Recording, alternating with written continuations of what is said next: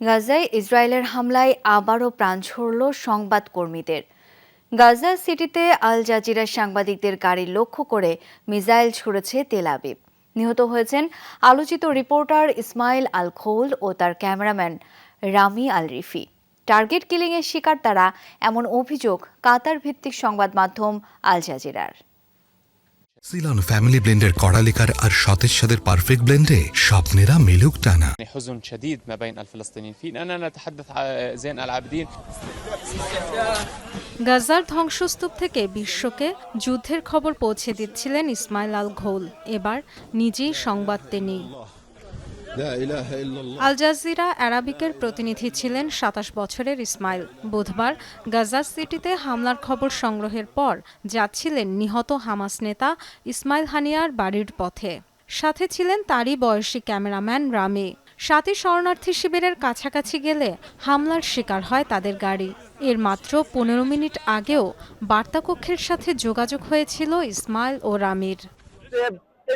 ইসমাইল গাড়ি চালাচ্ছিল, কি হয়েছে জানতে চাইলে বলল, সামনের বাড়িতে হামলা হয়েছে। বলেছিলাম আল্লাহ তোমাকে বাঁচিয়েছে। চলে যাওয়ার সময় তার গাড়ির ভিডিও করেছিলাম। এই যে এই জিপে ছিল সে। এর কিছুক্ষণ পরই শুনলাম ইসমাইল শহীদ হয়েছে।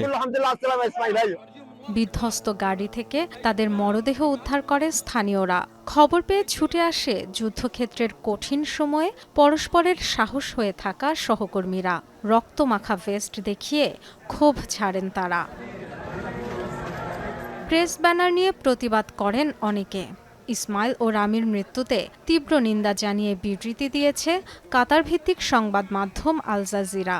জানিয়েছে গণমাধ্যমের স্টিকার লাগানো ছিল গাড়িতে, নিহতদের গায়েও ছিল প্রেস লেখাযুক্ত জ্যাকেট।